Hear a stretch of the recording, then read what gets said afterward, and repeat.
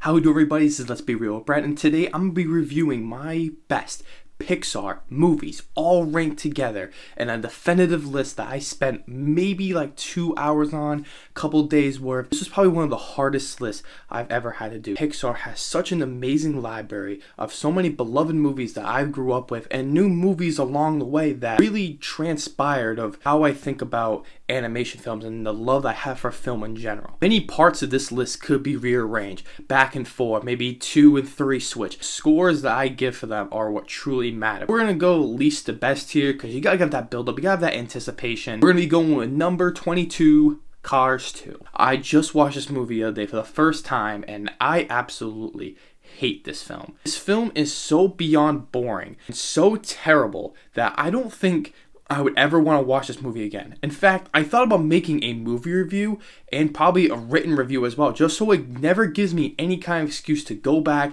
and watch this movie and say, yeah, I need to watch this movie for another Pixar video. No, I just need to get out of the way. My biggest issue is that it focuses on Mater, who is such a terrible and boring character. He is extremely annoying, and he forces so much terrible humor into every scene that he's in that it is all over the place with the spy mission and Lightning McQueen trying to win the race. I think this movie is really crap. 2 out of 10. Next we have number 21, The Good Dinosaur. Watching this for the first time, I really enjoy the animation, but the character designs are pretty weak and pretty boring and basic. This film just is a kids movie. It tries to attract the family and the older audience as Pixar's formula always does. It never works, so it makes it feel like this movie is just so surface level, so baseline with a bunch of production problems. This film never really seems to jump off and be something of its own like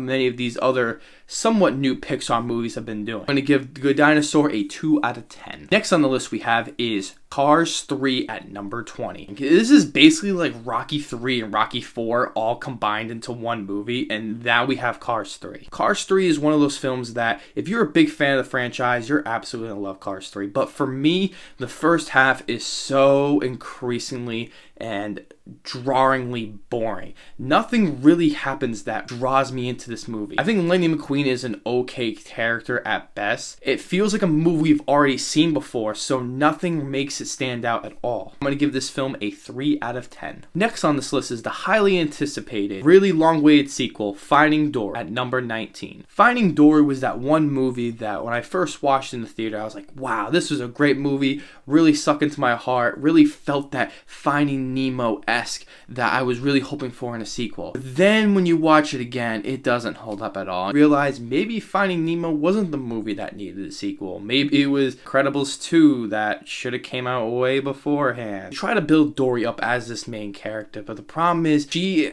doesn't really fit that main character role. She was pretty much made to be comic relief in Finding Nemo with Marlin. In this film, it focuses a lot on her, so a lot of the time you get a lot of silly jokes, really forced humor, and it feels like it has that charm that the first one had. It seems like they try to force all these integrated emotions with baby Dory, the storyline with her parents, sea life world. It never truly hits me, but maybe it's a film that I should go back and rewatch and see. Maybe it does hold up, but as far as I remember, for the 2 times I watched it, I didn't really enjoy this film. I'm going to give Finding Dory a 4 out of 10. Next on our list is number 18, Brave. Man, this isn't good at all. This is really not that interesting. There are parts that I really like that makes it better than Finding Dory with Merida. She was the best part of the movie. But the biggest issue with the film is the twist. Now, some people may not love the twist.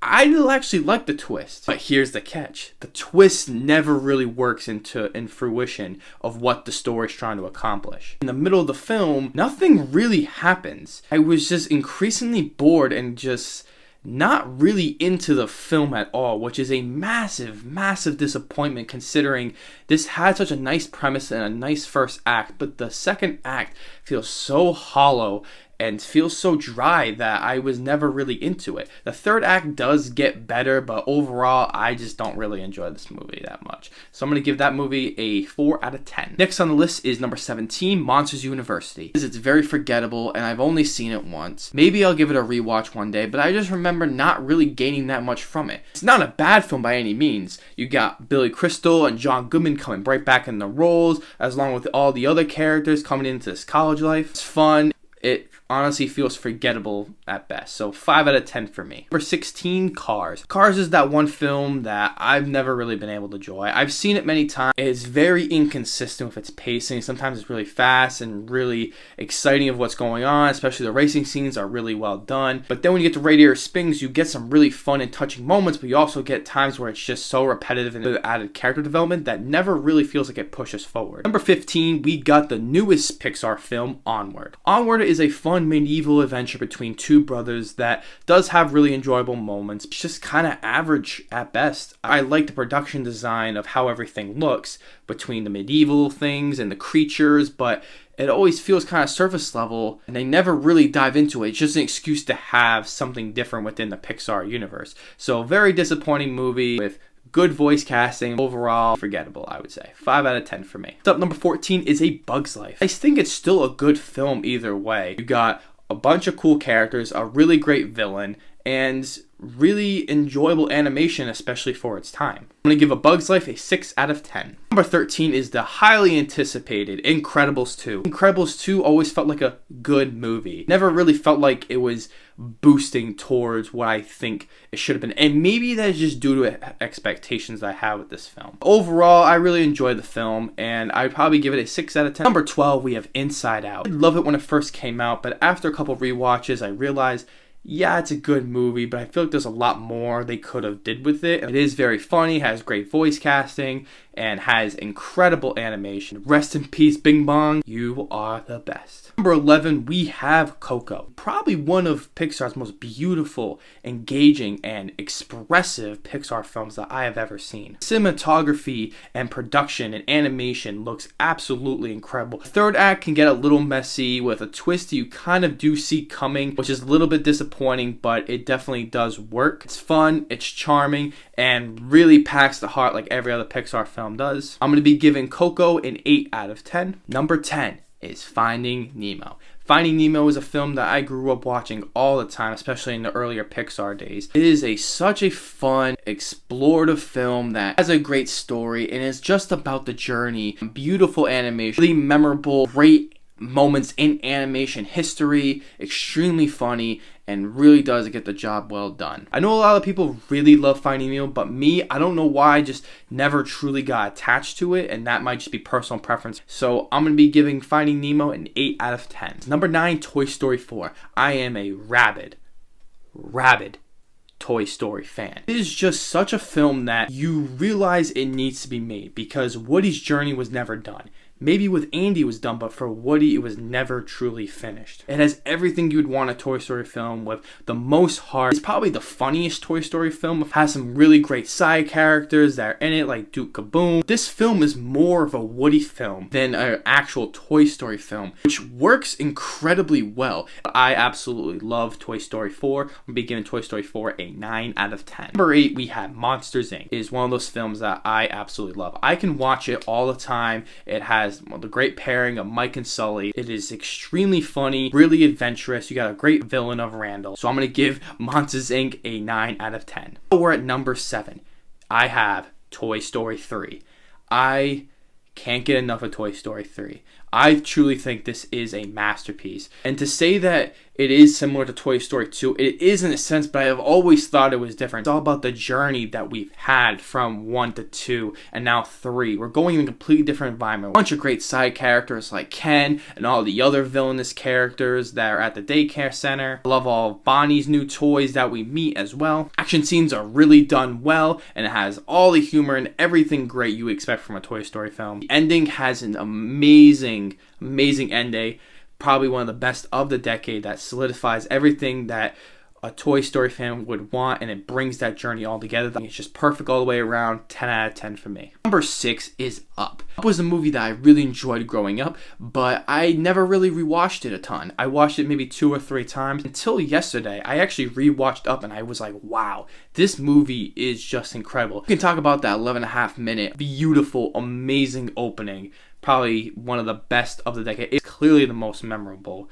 But you have such great characters that has some of the best ensemble characters. Such a beautiful and greatly timed humor. Really brings the motion out of everything. I think this is definitely the most emotional film. Like, it feels mature in a sense that anybody can watch this and anybody can feel that in such different ways from different ages. I have to give Up a 10 because I truly think it is a masterpiece. You're here, the top 5. This is so difficult. I really wanted to put 6 and 7 with Up and Toy Story 3 in here, but these top 5 needed to be in here because these are the top 5 best Pixar films. Number 5, The Incredibles. The Incredibles is so far the best Fantastic Four movie we've ever gotten so far. It has such great characters. Pacing is so fast and it always keeps moving. As never bored with this film. It is so entertaining. All the fight scenes are shot extremely well. The twist of Syndrome, as he is such a great villain. The ending has an awesome, intense battle scene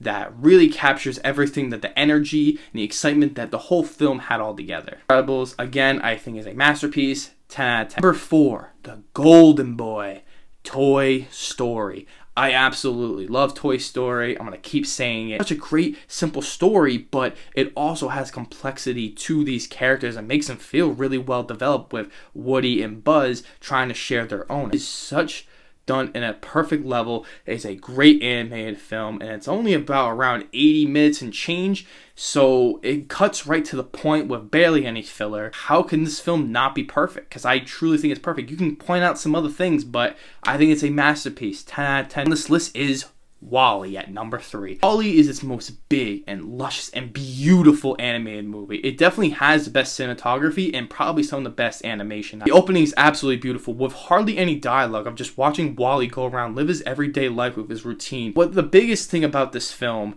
that I think is great is that it will always be talked about. This film, every year, always seems like this is a lot like WALL-E. This is a lot like WALL-E because it feels so revolutionary. It has a lot to say about society. WALL-E is a beautiful, amazing, and really funny film. Still holds up to this day. Masterpiece. Again, 10 out of 10. Number 2 on this list is Ratatouille. I rewatched Ratatouille last night because I've seen it a couple times, but I wanted to see it in a new lens, and boy, I'm glad I did because this shot right up the list. Ratatouille feels the most rich, filled film. It has all the life of Paris rocked in this film, whether it's the score, the dialogue, the accent, the cinematography, or whether it's the production. Everything feels like I'm in Paris. I'm feeling I'm living in this culture. It feels like a love letter to Paris and to French food altogether. Remy is such a great character, played by Patton Oswalt, who does a fantastic job voice acting. Linguini is super funny, and I can totally relate to him as just this weeb, doesn't really do much. And you got all the other great subplots as well that always feel fleshed out, always feel like